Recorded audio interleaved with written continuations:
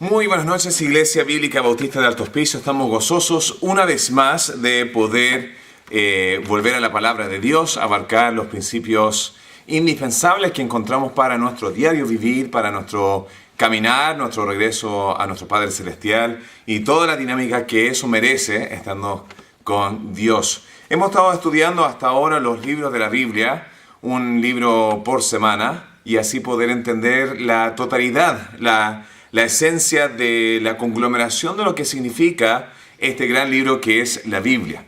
Hemos visto hasta ahora el resumen de lo que significa el libro de Génesis, los 4 eventos indispensables de origen acerca de la creación, la caída, el diluvio, la Torre de Babel, los 4 personajes también que se ven en el libro de Génesis, que son Abraham, Isaac, Jacob y también José. Y de ahí donde salen los 12 hijos de Jacob o Israel, y de eso se convierten las 12 tribus del pueblo de Dios. Ahora, eso termina el libro de Génesis.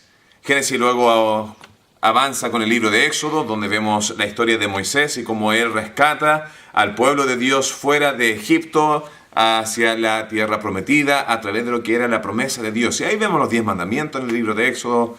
Vemos además la construcción del tabernáculo, entre algunos puntos indispensables, las 10 plagas de la salida de Israel. Luego vemos los libros de Levítico, Número, Deuteronomio, y estos abarcan el transcurso del pueblo judío fuera de la tierra de Egipto y hacia la tierra prometida. Vemos en el libro de Levítico la importancia de lo que es pureza y cómo tener una relación entre Dios y un pueblo con pecado y los requisitos necesarios para poder tener aquella interacción. Y vimos algunas de las festividades religiosas, vimos algunos de los sacrificios, vimos algunas de las ordenanzas, las leyes morales, entre otras. En el libro de Números ya entramos en lo que es la salida a la parte más histórica, los eventos, y lo dividimos en 3 partes. Ya lo que ocurre en el Sinaí, lo que va a ocurrir en el desierto de Parán y lo que va a ocurrir ya en el territorio de Moab. El libro de Deuteronomio luego nos da la ley por segunda vez, como Moisés está preparando al pueblo para entrar, ya que él falló como líder. Ya vimos eso antes. Y ahí empieza a hablar del pasado de Israel, lo que ellos necesitan ahora para poder ser exitosos y la promesa para ver el tema del futuro de la nación de Dios. Luego vimos el tiempo de la conquista a través de Josué, vimos los diferentes jueces en el libro de los jueces, vimos la historia de dedicación y fidelidad y hermandad entre lo que era Ruth y su suegra, y luego empezamos el periodo de los reyes. Y ahí ya hemos estado nosotros en este proceso de los reyes, comenzando con Primera de Samuel, donde vemos el primer rey Saúl, y como David empieza a surgir como un hombre tras el corazón de Dios. De ahí vemos en Segunda de Samuel lo que después va a ser el reinado de David. Vamos a ver la parte buena, su avance, el progreso, pero luego vamos a ver algunos de los errores que él cometió, lo cual conllevó hacia su caída como líder de la nación. Y eso no empuja ya al final de la vida de David, eso no empuja a lo que va a ser Primera de Reyes. Ahora, Primera de Reyes, yo dividiría este libro en 4 partes. Ya me gusta dividirlo para que uno pueda entender qué es la idea central y así poder tener una interpretación correspondiente según la armonía y el balance de la escritura. Entonces, ahí vemos la primera etapa del libro de Primera de Reyes, los primeros 11 capítulos, que abarca casi la mitad de este gran libro, va a estar dirigido hacia Salomón, ¿ya? Capítulos 1 al 11 va a tratar acerca de Salomón. Del capítulo 12 al 16 vamos a ver lo que van a ser muchas divisiones dentro de la nación de Israel y lo voy a explicar en un ratito más. Pero vamos a estar viendo mucha división, mucho pecado va a decaer, la calidad del liderazgo va a bajar drásticamente. Y eso va a ser capítulo 12 al 16. Ahora, el libro de los Reyes, en contraste con las Crónicas, va a estar haciendo el énfasis más sobre la nación de Israel, mientras que las Crónicas va a ser más un énfasis sobre Judá. Israel, por lo general, los reyes, por lo general, va a tener una connotación un poquito más negativa, mientras que las Crónicas va a tener una connotación algo más positivo. Ahora, después el libro de Primera de Reyes, yendo del capítulo 17 al 19, va a tocar un personaje predominante que va a ser el profeta Elías. Y es interesante eso porque hasta ahora hemos visto solamente reyes y reyes y reyes y reyes y reyes, y luego insertado en esta parte, en estos 3 capítulos bien breves, vamos a ver al gran Elías. Y Elías es bien conocido por nosotros porque tenemos muchas aplicaciones, muchas verdades. Su historia nos motivan a avanzar y a seguir adelante porque vemos su fidelidad.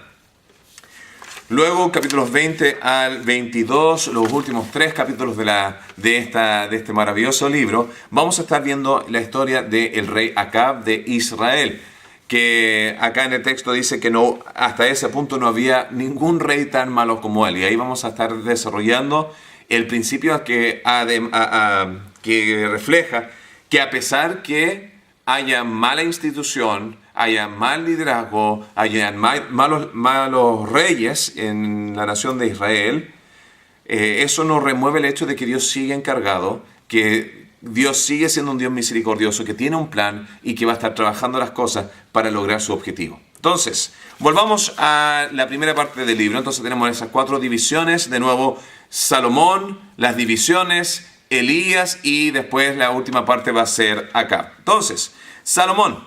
Ahora, es interesante, antes de leer la historia de Salomón, entender que Salomón escribió en otras partes de la Biblia y algunos textos bastante motivantes, bastante poderosos, bastante vivos para nosotros. Incluso uno de los libros favoritos de muchos creyentes es el libro de Proverbios. Y acá la gran mayoría del libro de Proverbios va a ser escrito, no necesariamente inspirado, porque Dios es el que inspira, pero va a ser escrito a través de Salomón. También Eclesiastés lo está relatando Salomón.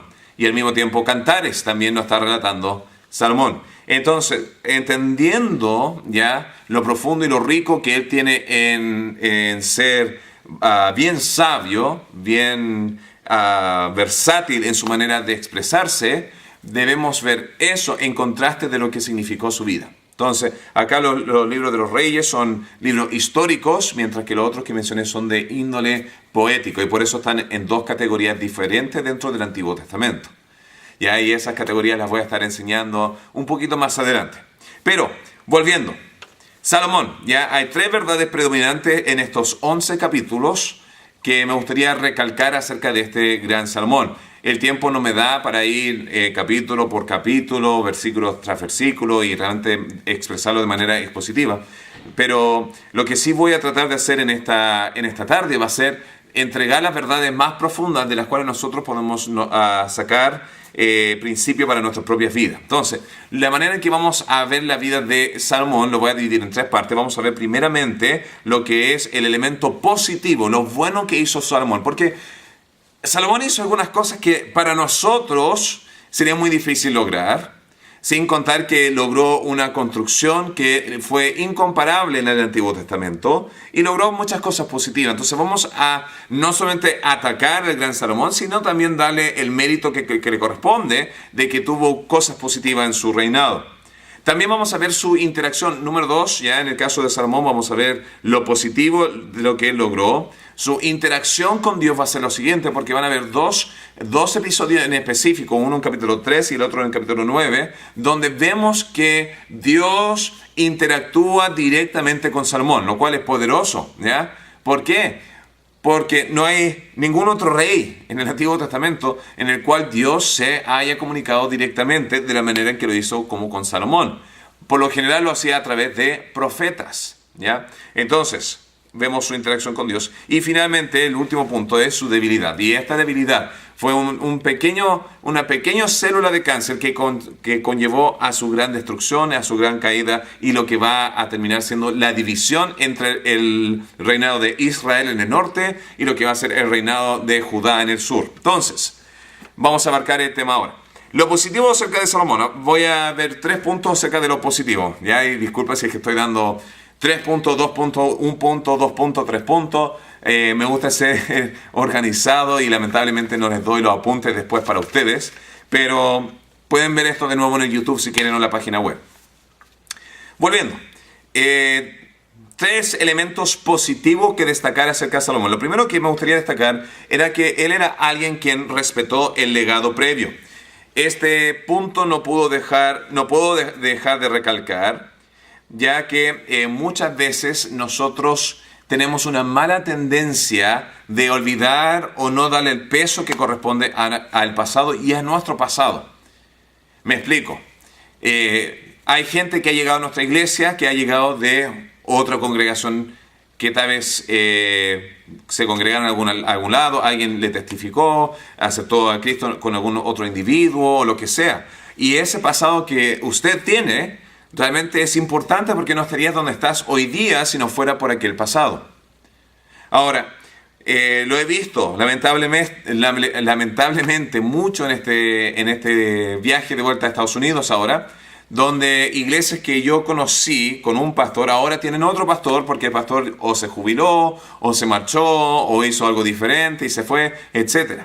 Y lo que estoy viendo a través de algunos de estos nuevos pastores, ¿ya? No, algunos son jóvenes, algunos ya son más mayores de edad, pero lo que estoy viendo es que llegan tratando de cambiar todo lo que el predecesor hizo, y lo veo como una acción bastante necia, porque empiezan a tener resistencia con la congregación que están tomando. Ellos entran pensando que la iglesia está en un problema y que ellos tienen que establecerse y demostrar quiénes son y tener su propia visión, y esas cosas son necesarias. Uno tiene que tener su propia autonomía como individuo, como pastor o como líder o lo que sea, y puede ser incluso otro ministerio que tal vez alguien tuvo, no necesariamente el pastorado. Puede ser una escuela dominical, o puede ser un ministerio de alabanza, o lo que sea. Y lo primero que llega a hacer esta nueva persona empieza a criticar. Y ese no fue el caso de Salomón. Salomón interactuó primeramente con David antes de tomar el reinado, y David le dio instrucciones específicamente qué tenía que hacer él una vez que entrara en el gobierno.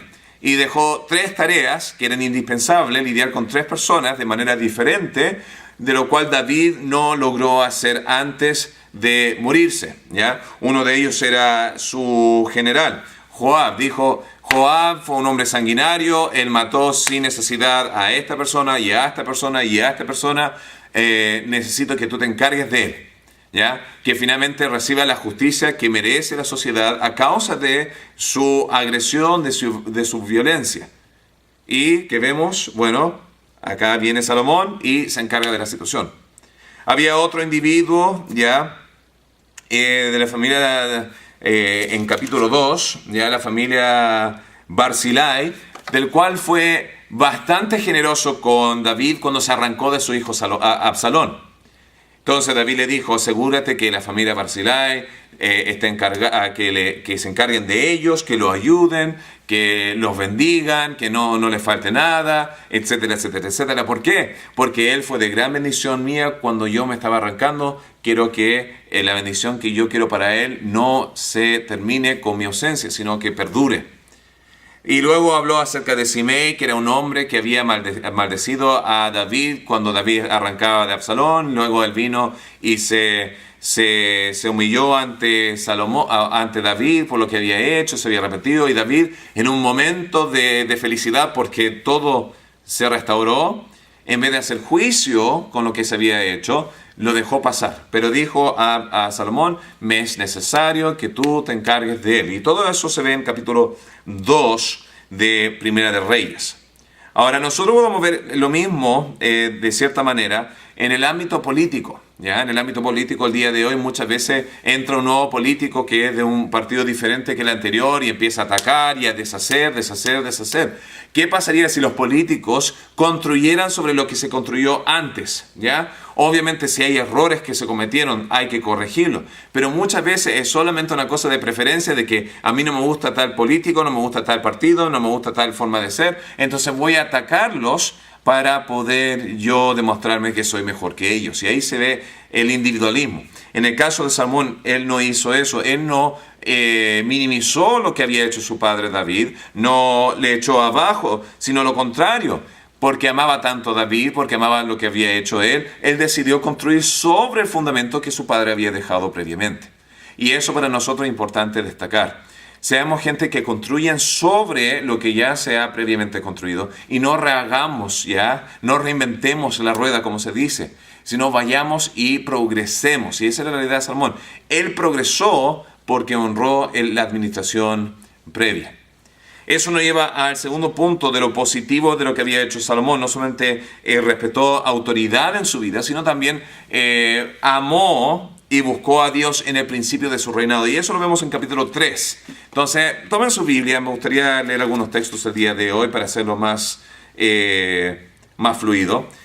3.3 de Primera de Reyes dice así: Mas Salomón amó a Jehová, andando en los estatutos de su padre David, solamente sacrificaba y quemaba incienso en los lugares altos, e iba el rey a Gabaón, porque aquel era el lugar alto principal, y sacrificaba allí 1000 holocaustos, sacrificaba Salomón sobre aquel altar. Y vamos a estar hablando de qué fue el resultado de ello en el siguiente punto, de lo que es la interacción de Dios con Salomón. Pero en este segundo principio positivo acerca de Salomón, vemos que él amó a Dios, y porque él amó a Dios, él quiso honrar a Dios a través de sacrificios, y sacrificó 1000 holocaustos, lo cual significa gran suma de dinero, gran suma de recursos, gran suma de tiempo, gran suma de energía, pero quería poner a Dios primero antes de emprender en esta gran travesía. Y lo mismo debería ser reflejado en nuestras vidas. Ya no estoy diciendo que deberían tomar 1000 becerros, 1000 vacas, matarlas, degollarlas, sacrificarlas, pero sí es de honrar a Dios con lo que nosotros tenemos. Tal vez no tengamos mucho dinero, y tal vez no, vamos a honrar a Dios con poco dinero porque tenemos poco dinero, pero tal vez Dios nos da mucho tiempo. Entonces honramos a Dios con mucho tiempo. Tal vez no tenemos mucho tiempo, pero Dios nos ha dotado con algunos talentos. Entonces, ¿qué hago? Yo sirvo a través de la capacidad de que Dios me ha bendecido para que yo sea una persona agradecida. De nuevo, hemos recalcado más de una ocasión, podríamos decir más de 1000 veces, que la razón por que nosotros queremos dar a Dios no es porque Dios necesite de nosotros, sino una manera de nosotros poder agradecer a Dios, porque Dios quiere nuestro corazón. Y donde está nuestro corazón, ahí sigue todo el resto de nuestras vidas. Y ese es el principio acá. Salomón, en el principio de su ministerio, antes de abarcar cualquier otro proyecto, lo primero que él hizo fue adorar a Dios. Y eso debe ser lo mismo con nosotros. Antes de entrar en una relación matrimonial, antes de empezar a ser padre, antes de entrar a la universidad, antes de entrar en nuestro primer trabajo, o haciendo una transición a otro trabajo, o antes de entrar en nuestra primera casa, o tal vez haciendo una transición a otra casa, antes de cualquier cosa, empezar diciendo: Dios, gracias por lo que me has dado, gracias porque eres un Dios maravilloso, gracias a Dios porque soy quien soy, gracias a ti. Y todo eso nos hace recordar a Salomón, y lo hizo a una manera tan extravagante que llamó la atención de Dios. Y vamos a estar hablando de la interacción de Dios con Salomón en un minutito más. Pero no solamente tuvo esa esencia de buscar a Dios, sino su deseo fue más allá de solamente buscarlo, sino también de finalizar lo que su padre no pudo haber hecho, David, que era construir el templo. ¿Y qué vemos? Que Salomón hizo todos los preparativos, tomó todos sus recursos, tomó toda su información, su conocimiento, su sabiduría, tomó todo lo que él tenía. De capítulos 5 al 9, una gran porción de lo que se escribe acerca de Salomón, se habla acerca del templo que se construyó para Jehová, lo cual va a ser bien paralelo, bien similar con lo que va a ser el tabernáculo, con algunas excepciones, ¿ya? Las medidas van a ser más grandes. En vez de tener un candelabro, van a tener 10 candelabros, 5 por lado. En vez de tener el lavatorio afuera en el piso, lo van a tener sobre 12 becerros, ¿ya? Y un sinfín de elementos que van a ser de mayor índole, de extravagancia, porque quería poner a Dios primero en su vida. Quería no darle las sobras ni las migajas a Dios, sino dar abundantemente de lo que él tenía. Y al hacer eso, al poner aquella prioridad de entregar lo mejor a Dios, lo que vemos es lo siguiente: Dios aparece una segunda vez con él. Y de eso vamos a estar hablando en este segundo punto. Entonces, lo positivo de Salomón era su respeto a la autoridad y su amor a Dios. ¿Ya? Entonces vemos esos dos principios, lo cual va a ser fundamental para el progreso de él. Eso nos lleva a la segunda parte. La segunda parte es su interacción con Dios. Y eso lo empezamos a ver en capítulo 3. Su primera interacción, después de haber hecho estos 1000 sacrificios, Dios se le aparece en sueño. Y le hace esta pregunta, volviendo al capítulo 3, versículo 5, le dice así: y se le pareció Jehová a Salomón en Gabaón una noche en sueño, y le dijo Dios: pide lo que quieras y que yo te dé. Piénsalo en este momento. Tomemos un momento breve y hazte la pregunta: ¿qué pedirías tú? Ahora, todos nosotros tal vez querríamos decir que en nuestra humildad, en nuestra espiritualidad, estaríamos preguntando que Dios nos dé sabiduría, ¿ya? Como lo hizo Salomón. Pero ¿cuántos de nosotros tendríamos tal vez la tentación de pedir cosas que tal vez no necesariamente pecaminosas, pero que no fueran tan entregados a la causa, sino más egoístas? Señor, me gustaría tener más dinero. ¿Dinero es malo? No. Me gustaría tener mayor fama o prestigio para poder hacer mayor impacto. ¿Eso es malo? No. Me gustaría no tener más enemigos. ¿Eso es malo? No. Incluso Dios le dice: porque no pediste estas cosas, sino sabiduría, para poder dirigirte en el ministerio que yo te he dado. Y todo lo que estaba haciendo no lo estaba haciendo de deseo egoísta, sino lo estaba haciendo porque él quería entregar de vuelta y hacer un buen trabajo como rey. No quería fracasar como Saúl. Y Dios le promete las cosas que él no pidió. Le dijo: te voy a dar recursos, te voy a dar seguridad, te voy a dar paz, no vas a tener tus enemigos que te están ganando, vas a tener todas las cosas que pudiste haber pedido. Pero, ¿qué vemos en este momento? Su deseo principal fue el de hacer bien su trabajo. Y a Dios le agradó eso. Porque no estaba dando a Dios porque quería ser ya millonario. Y ese es uno de los problemas que vemos el día de hoy con lo que es la prosperidad o el evangelio de la prosperidad, que es: da el diezmo del sueldo que te gustaría que Dios te diera, pero no del sueldo que Dios quiere que te dé para que tú seas más eficaz en el ministerio, sino el sueldo que tú quieres para poder disfrutar la vida de manera más carnal. Entonces, Dios se le aparece, Dios le da aquella sabiduría, y dice que no hubo ninguno como él antes ni después que tenía tanta sabiduría. Y uno podría preguntarse: pero ¿y qué tal Jesús?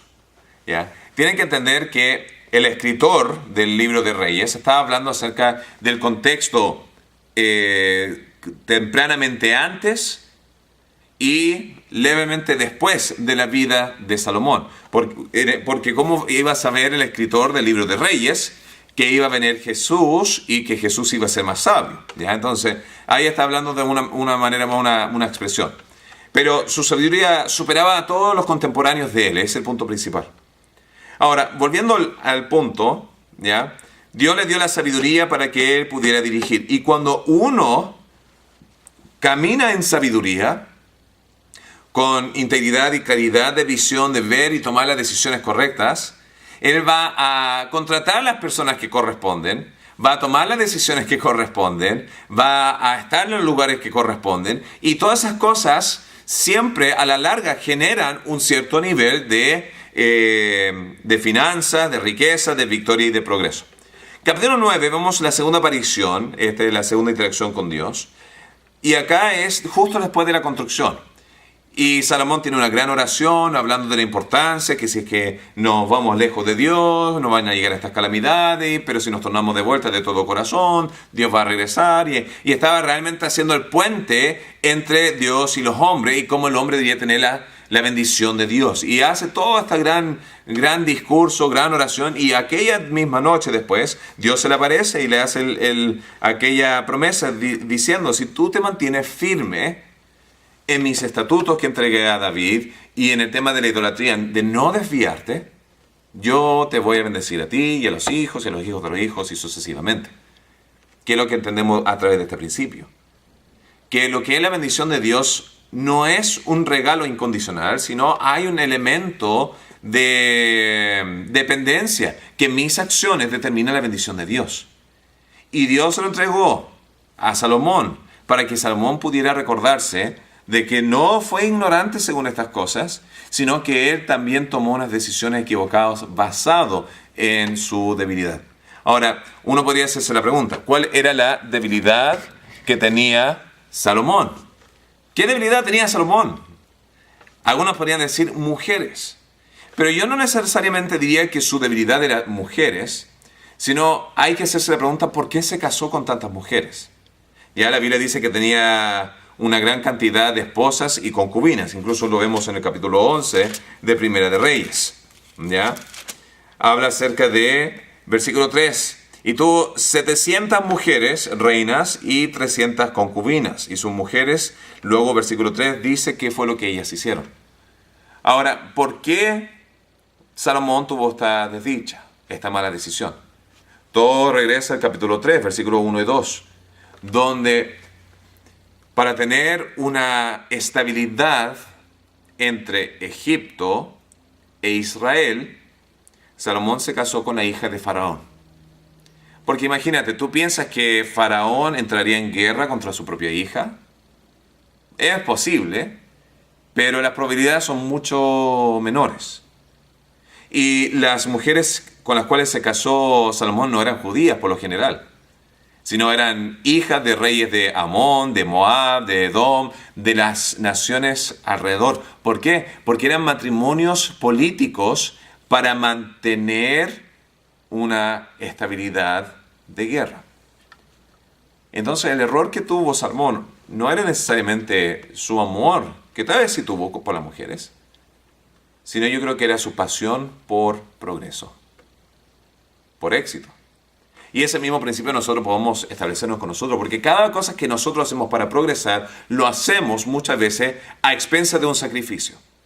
Aquellos que van a la universidad sacrifican dinero y tiempo. Aquellos que entran en un matrimonio sacrifican ser solteros para entrar en algo que ellos piensan que van a poder crecer una familia, tener una mayor ventaja, mayor beneficio, etc. Todo lo que nosotros hacemos para progresar en la vida es a expensas de algún tipo de sacrificio. Y acá lo mismo ocurrió con Salomón. Él sacrificó las leyes básicas de Dios, donde Dios dijo, primeramente, reyes, no multipliquen mujeres. Y número 2, para sí mismo, en el sentido de casarse con ellas. Y número 2, no se casen con extranjeras. ¿Por qué? Porque estas mujeres extranjeras van a desviar el corazón lejos de Dios. Y eso fue lo que pasó en el caso de Salomón. En Salomón dice, capítulo 11, 3, dice, y tuvo 700 mujeres, reina, 300 concubinas, y sus mujeres desviaron su corazón. Y después dice que Salomón le tuvo que construir templos para sus esposas, ¿ya? Para Astarot, y Milcom, y Quemos, y Moloch, ¿ya? Y todas estas cosas enojaron a Jehová. Estas malas acciones, su debilidad conllevó de que hubo una ruptura entre la bendición de Dios y Salomón. Y es un principio que vamos a ver que terminó rompiendo el reino, donde 10 se fueron con Jeroboam y 2 se fueron con Roboam, por amor a David, para mantener la línea pura para lo que iba a ser el Mesías. Entonces, esa es la primera parte. La mitad de todo el libro fue lo que recién mencioné. La próxima mitad del libro se divide en 3 partes. La primera parte son las divisiones. Capítulos 12 al 16 vemos que hay una ruptura entre lo que va a ser Israel en el norte y Judá en el sur. En Judá vamos a estar viendo los próximos reyes. Roboam, que va a ser un mal rey. Su hijo Abiam, que va a ser un mal rey. Y luego su hijo, que va a ser Asa, que sería el nieto de Roboam. Entonces Roboam, Abiam, Asa, que va a ser bueno. Y después Asa va a dejar un buen legado para que Josafat, que va a ser un muy buen rey, que vamos a ver en las crónicas, ya va a también ser un buen rey. Entonces tenemos una fluctuación entre buenos y malos reyes. En el norte va a ser lo contrario, porque vamos a ver división tras división. Vamos a ver primeramente Jeroboam, que se va a tomar el reino del norte, y después su hijo Nadab va a ser rey por un par de años, y después Nadab va a ser asesinado por Baasa. Y Baasa conspira contra Nadab y después toma el reinado, y después su hijo Ela es el próximo rey. Ya todo esto en el norte. Luego Zimri, ya otro hombre, conspira contra él, ya la segunda conspiración.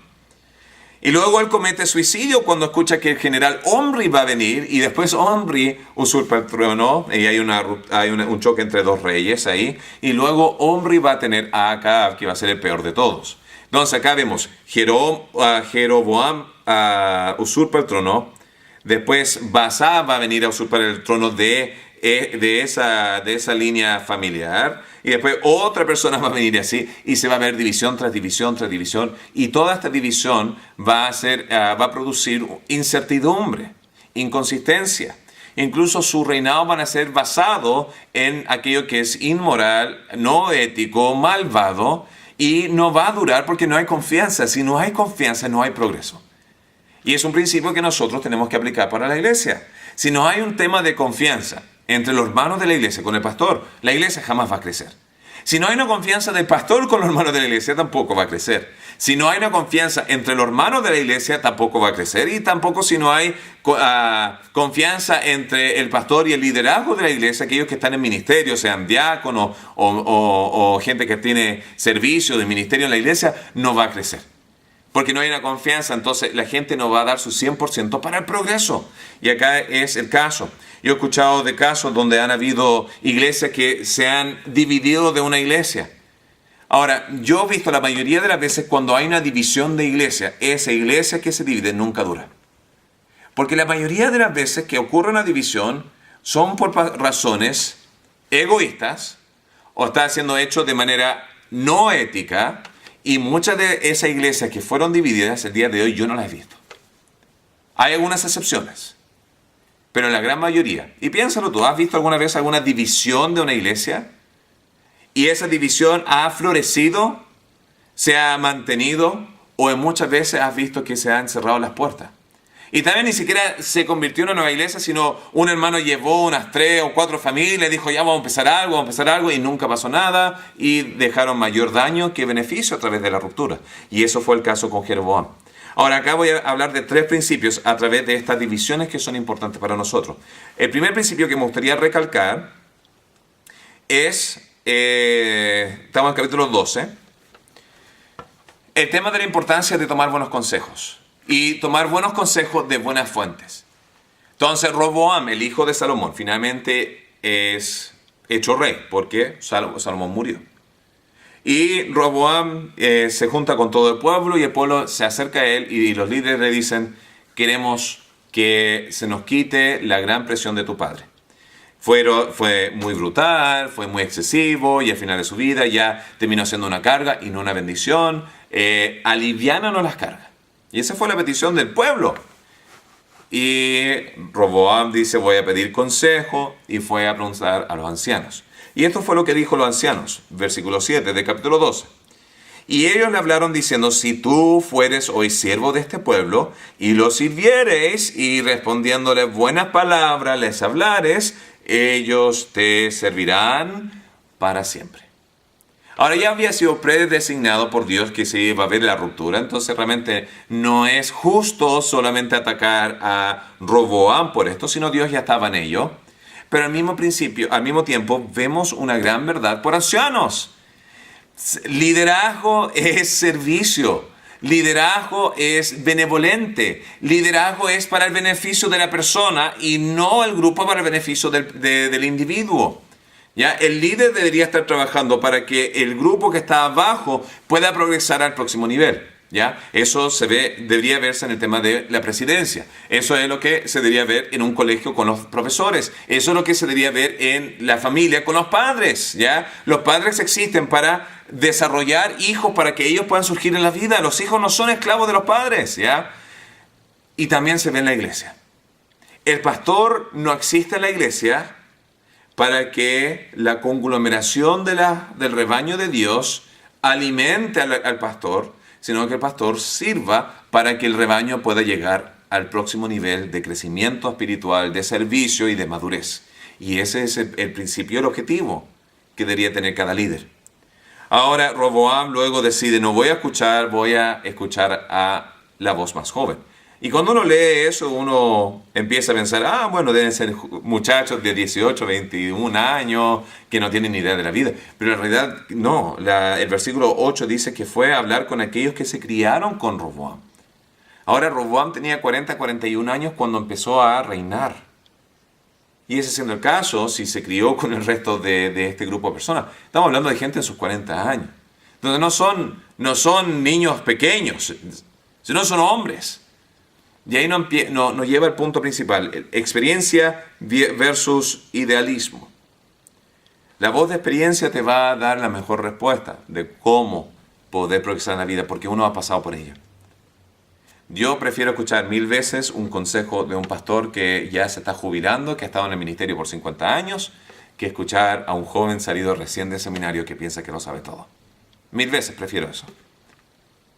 El más de mayor edad puede ser que nunca fue al seminario, tal vez solamente fue entrenado por su pastor. Entrenamiento sí es indispensable, pero tal vez no sacó el gran título. Y este joven de 21 años que sacó su título, 24 años, que tiene un magíster en el conocimiento más profundo de lo que es la elección y la predestinación y todas esas cosas, no tiene idea de lo que es ministerio. Solamente lo ha leído, pero no lo ha vivido. Entonces, para nosotros es importante, si nosotros vamos a querer realmente progresar en la vida, debemos ser sabios con quien escuchamos. El segundo principio que vemos es el error de Jeroboam. Y el tiempo no me da para realmente desarrollar esto, pero Jeroboam, con su deseo y afán de mantener el control de la posición que él adquirió, en vez de hacer lo que era correcto y honrar a Dios como lo había hecho Salomón, su predecesor, él decidió crear 2 becerros, decir, estos fueron tus dioses que te sacaron de la tierra de Egipto. Y inventó su propia religión y puso gente en el sacerdocio que no eran de la tribu de Leví y realmente adulteró completamente. Era una perversión, algo similar, en el sentido de que había el sacerdote, había en práctica la misma celebración, algunos de las mismas fiestas, pero no era el original, no era lo legítimo. Y todo esto lo hizo porque estaba más interesado en su posición que en el bienestar de la nación que él estaba dirigiendo. Y de nuevo vemos el error de el egoísmo. El producto del norte, esta gran inmoralidad, conlleva a que hay una gran ruptura. Y el tercer punto es solamente la ruptura tras ruptura, tras ruptura, tras ruptura. Socialmente hablando, se decayó el sistema, realmente no había mucho sobre construir porque no había una base moral. Y eso muchas veces puede pasar en cualquier empresa o en el gobierno o en un colegio o en la iglesia, en la familia, lo que sea. Si el fundamento, si la causa por la cual existimos no es algo puro y no nos ha mantenido éticamente construyendo aquella comunidad, esa institución jamás va a progresar. Esto nos lleva al tercer categoría o segmento del libro, que es la vida de Elías. Y eso lo vemos entre el capítulo 17 al 19. Acá empezamos a cambiar la atención de lo que es un rey y vemos lo que es el profeta. Y hay 3 episodios en la vida de Elías que son dignas de destacar.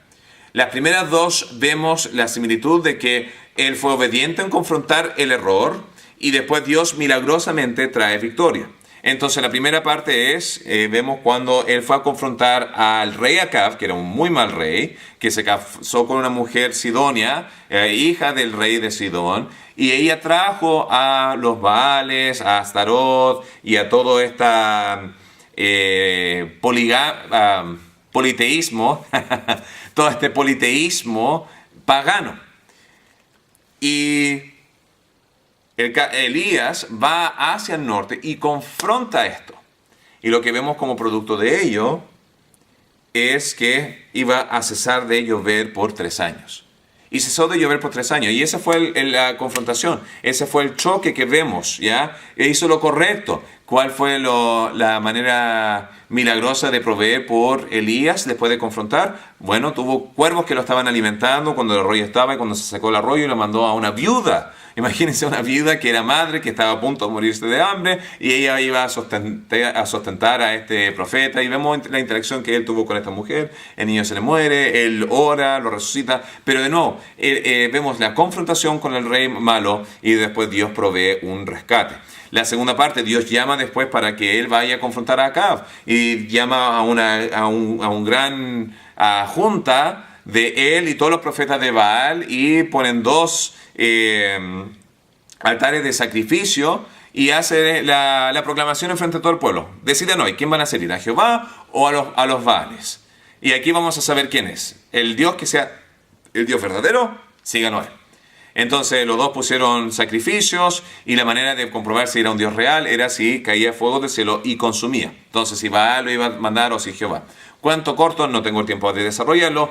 Elías gana, ya cae sobre el altar del sacrificio, el cordero es consumido, el agua que habían vertido sobre ellos fue consumido, todo fue consumido, y después va y aniquila a los profetas, 450 profetas de Baal. Y entonces ahí vemos de nuevo el desafío contra el rey y la provisión milagrosa que era el fuego del cielo. Y después de eso incluso dijo, estás tan molesto porque no ha llovido y esa es la causa principal porque me está molestando acá o buscando para matar. Ahora va a llover y va al Monte Carmelo, llega la nube, llueve después de una gran sequía y todo debería haber terminado todo feliz, color de rosa. Pero había un factor Jezabel. Y este factor Jezabel, ya la mujer de Acab, se enfureció y dijo, si de aquí a mañana no he matado a este hombre, que mañana los dioses sobre mí, el castigo que le iba a hacer sobre él, ¿ya? Entonces, Elías se desmotivó, él se asustó, él echó la toalla, se arrancó, se fue hacia el sur, terminó en Horeb, y ahí es donde Dios se manifiesta. Y esto es un fracaso para Elías, pero Dios todavía no había terminado con Elías.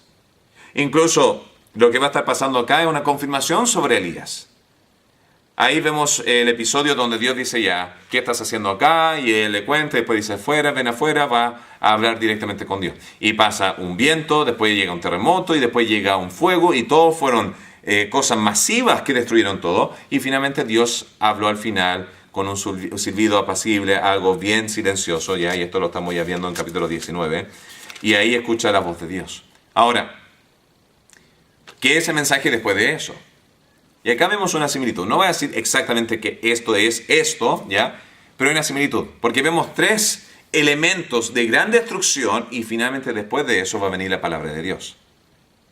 Dios le dice a el profeta Elías, tú vas a ir y vas a ungir en vez de a ti mismo al próximo rey que va a ser sobre Siria.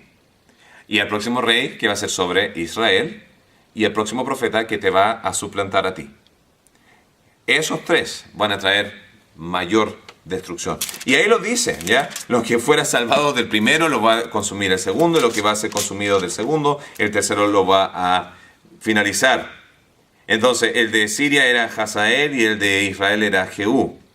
Y ahí vemos en versículo 15 del capítulo 19, dice así, y le dijo Jehová, ve y vuélvete por tu camino por el desierto de Damasco, y llegarás a ungirás a Hazael por rey de Siria, y a Jehú, hijo de Nimsi, ungirás por rey sobre Israel, y a Eliseo, hijo de Safat, de Abel Meola, ungirás para que sea profeta en tu lugar. Y el que escapara de la espada de Hazael, Jehú lo matará, y el que escapara de la espada de Jehú, Eliseo lo matará. Y ahí está hablando acerca, yo veo un paralelo entre eso y el viento, ya el viento huracanado, el terremoto destructivo y el fuego que consume. ¿Ya? Y ahí se termina la experiencia de Elías. Vamos a verlo un poquito más en el próximo segmento del capítulo 20 al 22, pero esa es la gran esencia de Elías. ¿Ya? En el final de ese capítulo, del capítulo 19, va y comienza la primera parte que es tomar a Eliseo, el cual va a ser su aprendiz y va a continuar la trayectoria. Vamos a pausar acá en capítulo 20. Esto es raro, normalmente termino el capítulo entero, el libro entero, pero voy a parar acá. La próxima semana vamos a tomar del 20 al 22 y además añadir lo que es Segunda de Reyes. Espero que hayas aprendido algo el día de hoy, que esto haya sido beneficioso para ti, y no solamente información académica, sino que esto nos ayuda a nosotros poder tomar decisiones sabias para ser buenos líderes en nuestras propias vidas espirituales. Cada uno ha sido llamado a ser un líder. Cada uno ha sido un líder, sea en el tema de ser padre o ser madre, de ser esposo o de ser estudiante, entre los otros estudiantes, sea compañero en el trabajo. Cada uno Dios ha llamado para poder dirigir personas de vuelta a Dios. Y según estos principios podemos aprender las enseñanzas indispensables para ser exitoso en aquel llamado. Que el Señor le bendiga. Tengan una muy bonita noche.